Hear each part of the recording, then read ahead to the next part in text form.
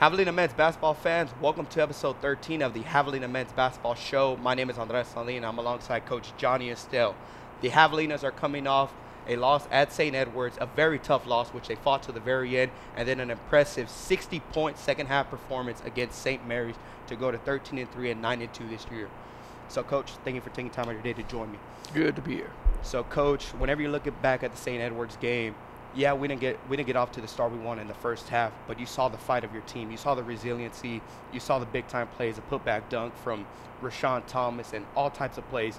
What does that mean to you when your team fights back, no matter the circumstance? Well, I mean, I think it's an extension of your players and your staff and the culture you have in your program. You know, a lot of times, as you know, you watch basketball, some teams may just fold and just call it a night. And, thank God we don't have guys like that play in this program. We try not to recruit guys that basically are front-running guys is what I call them, guys that play when only they're making shots, or guys that play when everything is going good for them. They play for each other, and that was just kind of an example of what kind of program we have. We didn't play very good in the first half. You cannot get down 13 points to a number 6 team in the nation, a well-coached team. Coach Cook does a phenomenal job with those guys. So if we would have got off to a better start, probably would have been a different result. But our kids did battle back. Took a 2-point lead. I thought that, we didn't have the bench production that we usually have from a few guys, which, that's going to probably happen. And I thought we ran out of gas at the end because we had to play some guys extended minutes. And then we had a quick turnaround on Saturday in San Antonio against St. Mary's, and we came out a little bit flat. But in the second half, we exploded. It was with Rashawn Thomas, Trey Flowers, Chauncey Thomas with 7 assists.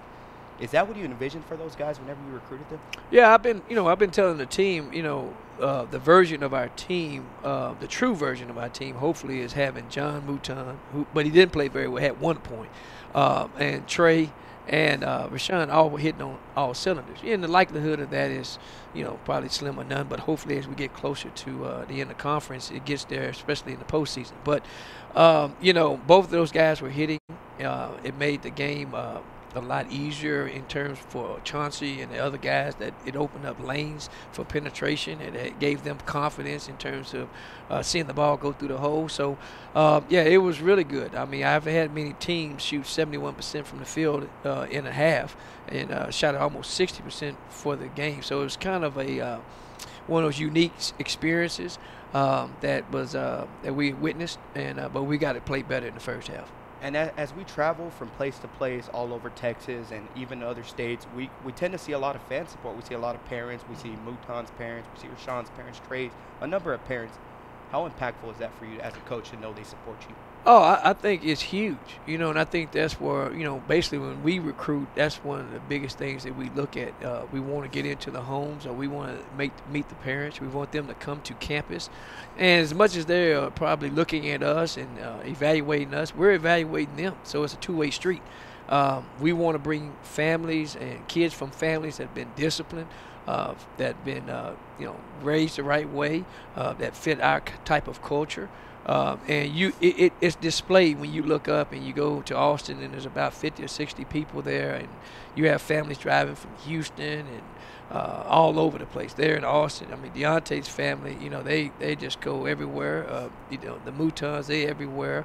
Rashawn Thomas, his family, Karen and John, they're everywhere. But that's everybody. You see Chauncey's family, so that's.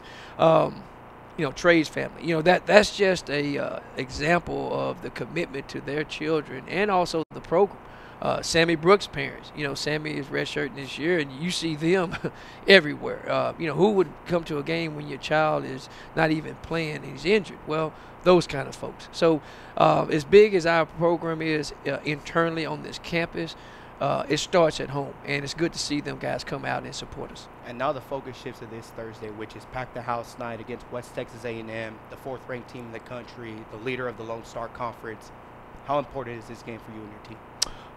I think they're all important. It's the next game on our schedule. I think West Texas Coach Tom Brown's done a phenomenal job, him and his staff, with that program. They've been on the national level in terms of our conference, they've been the team that's been up there the longest from a national level, meaning, Elite Eights, top 10 rankings and things and that such, really on a national scale level, playing national teams and doing well. So, they're kind of the poster child for the Lone Star Conference. And with that being said, they're the team that, everybody's going to get ready to beat, go get ready to play for. Our guys tend to play pretty, well when we play them. I think that we've had some battles over the years. Had 2 really competitive games here last year. We beat them here, and then we lost in overtime at their place at the buzzer. But, it's a team that I respect, and it's a team that, you should enjoy playing because, quite now they got it going, and they're one of the best. And it's packed the house night, and I know you're a big fan of hog calls and getting everyone together because that's what you do. What's your final message to Javelina Nation as we step on the court this Thursday? I don't know if it's a final message. It's a consistent message. It's a message that I think that, I try to tell that everyone that have either wear our colors now or have worn them. That means alumnus, to staff members that work here, people that are in administration, fellow coaches, fellow student athletes, current students. It doesn't really matter. I'm a big person on commitment, and I'm a person that always want to show my loyalty and support. These are events that we sort of put on that kind of want to start that process for this semester, since it's the first game since everyone's back in session, so from the students-wise, but also it's for the community. I always reflect back. I know sometimes you may get tired of me talking about the days when I played here, but we were one. It was one heartbeat. This community was huge behind every athletic team here. It was not say easier to win, but it is easier to win when there's fans, especially people that you see on a day in and day out basis from every capacity, cheering for you as a player. I've been there as a student athlete. And it's also, helps us move our brand forward. You got to be proud to be a Javelina. You got to be proud to be at this university. This place is no different than, say, if I was at UT. Why do people at UT and Texas A&M love those places? They're one of 60,000. So really, what kind of experience are they getting? You're one of 8,000 to 9,000 here. And if you get involved, your experience can be more intimate. It can be more impactful. If you don't show up at the game at A&M, they don't miss you as a student. Here, man, you can help us continue to win and move forward. Everybody appreciates what you do. It's not an investment of money, or more of investment of your time. So you asked a question, and I gave you an extended answer. It's a heartfelt answer. It's an answer that I think that our student athletes deserve, but also I think this university needs. It needs more personal involvement from everybody. And I think when you look up in the stands and you see Dr. Hussey and Miss Hussey at games, and they're the president who has probably more on their plate than anybody at this university, and they're able to take their time out to stay for 5 hours to watch a men's team and a women's team play, and then stay after to shake the hands of our players, what is that really saying to everybody else that either work at this university or live in this community? Just think if they do it.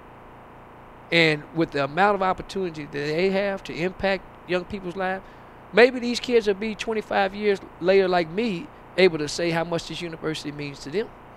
Because this university means the world to me. Yes, sir. So, Coach Estelle, thank you for taking time of your day to join me on the Javelina Men's Basketball Show. Good luck to you this Thursday and Saturday. Hey, thank you. Go Javs. Go ahead. Javelina Men's Basketball fans, welcome to episode 13 of the Javelina Men's Basketball Show. My name is Andres Sandin. I'm alongside DeAndre Miller. DeAndre is the graduate assistant for our basketball team, and he's entering his second year. Welcome to the show. Thank you, sir. So, Coach Miller, you're in your second year with Coach Estelle on his staff. What's been the biggest transition from year one to year two, in your opinion? I'll say the biggest transition is knowing more of what he wants from his staff, and knowing more what he wants from his players, so I can relay that to the players. We do a lot of things for graduate assistants, like take care of travel, take care of food. So just knowing more what he wants and what he wants done. And how much of an impact has Coach Estelle made on you during your tenure here at Texas A&M University? Tremendous impact. I don't know anyone like Coach Estelle. It's definitely different, but in a great way. He sheds his light on everybody he touches. and I respect him for that. And as for this team, we're 13-3, 9-2 a conference. We got the 4th ranked team coming in this Thursday for Pack the House Nights, which I know you're going to be promoting all Yes, week. sir. How excited are you for this season? Are you Very excited for March? Very excited for March. Not looking for a spring break at all because I believe we can still be playing during that time. Very excited for Thursday. We got West Texas coming in. We beat them here last year, so we want to play that team once this year, opposed to last year we played them twice.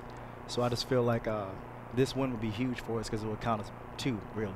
And as for the community, I know you love the community. You love spreading the word. You love going out there and just talking to everyone. The community has slowly been piling into the gym as of late.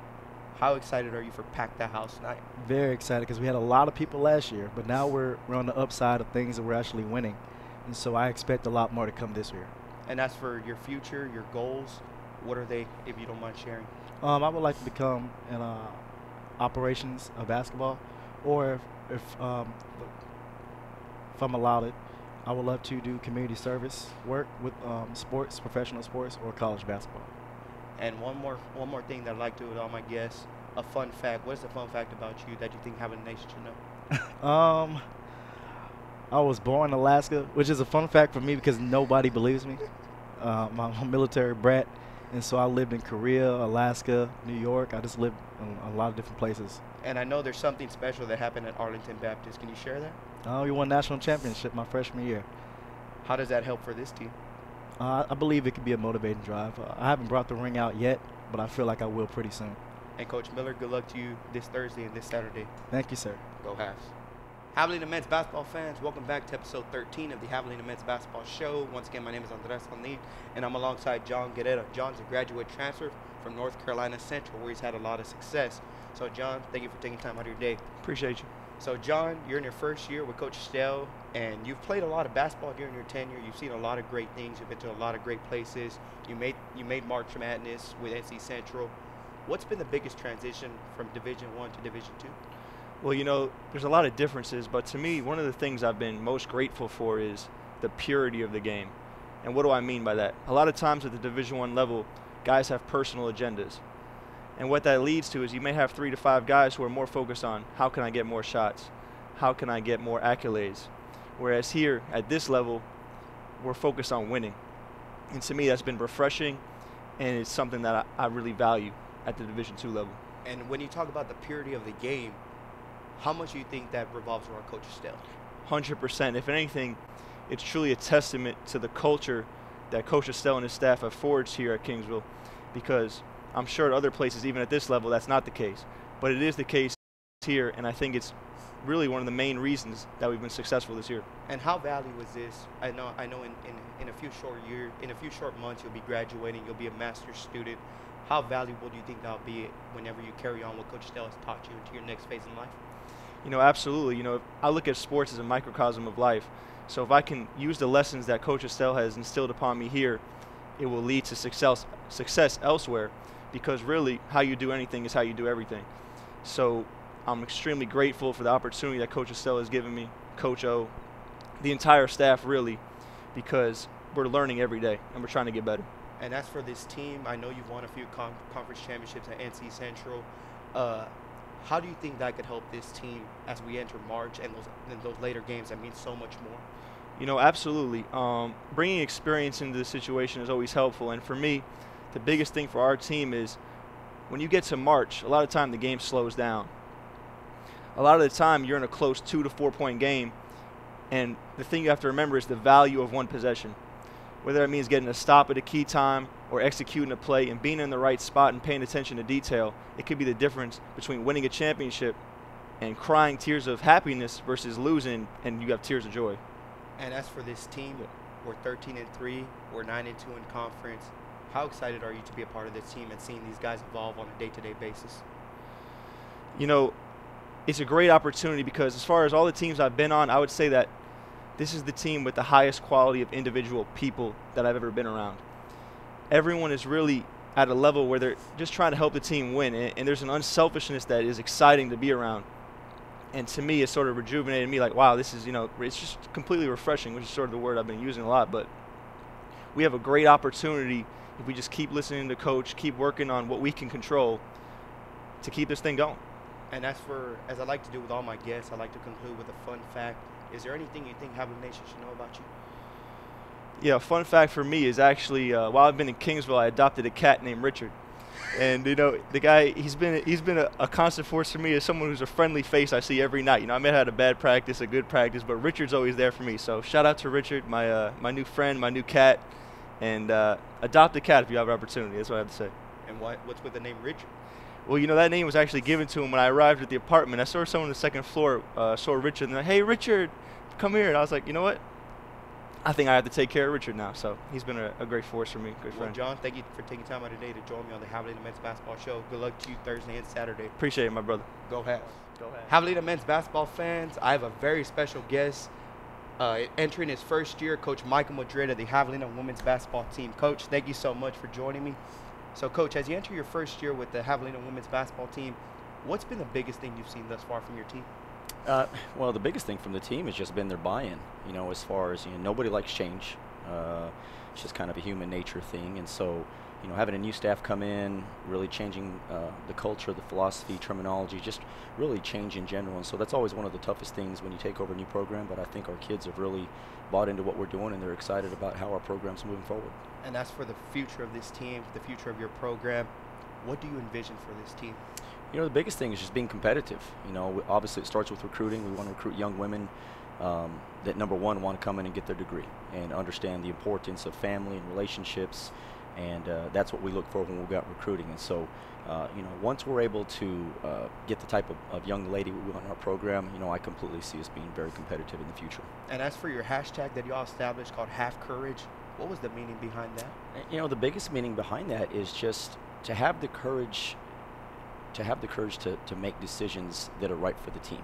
Oftentimes, we talk about choices with our players all the time, and that they always have a choice. And so, it takes courage sometimes to speak up. Sometimes it takes courage to not say a word.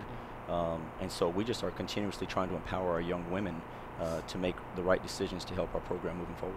And whenever I watch your team, because I travel with the men's basketball team, I always see your team playing hard to the very end. Is that something you always admire whenever you look at your girls?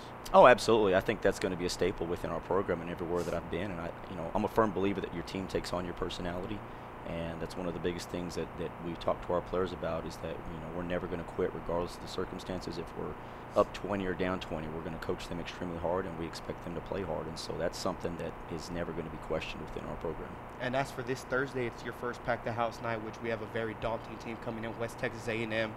How excited are you for Javelina Nation to surround the women and men's basketball team this Thursday at the Spec? Extremely excited. I was thinking about this today. This is actually the first time we've played in front of our student body since I've been here.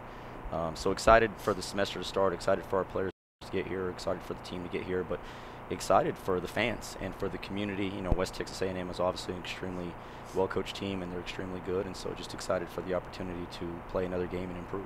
And what's your message to the fans? The biggest thing is just come out and support us. Come out and watch the men's team. They're having a great year. Come out and support our women's team. We're playing as absolutely hard as we can and doing the very best that we can. And we just want to continue to generate excitement through the community, through the campus community, and through this greater Coastal Bend community. And so just looking forward to see how many people fill the stands. So, Coach Madrid, thank you for taking time out of your day to join me in the Javelina Men's Basketball Show. Appreciate you, sir. Yes, sir. Javelina Men's Basketball fans, thank you so much for listening to episode 13 of the Javelina Men's Basketball Show. My name is Andres Sandina. I'd like to say thank you to my guests, Coach Johnny Estelle, Coach Michael Madrid of Tamuk Women's Basketball, Coach DeAndre Miller, and John Guerrera for taking time out of the day to answer a few questions. The Javelinas will be on the court this Thursday at 7:30 against West Texas A&M for Pack the House night. We need everyone from all over Kingsville to come support our teams, and we look forward to seeing you this Thursday and Saturday at the Spec as we face West Texas A&M and Eastern New Mexico.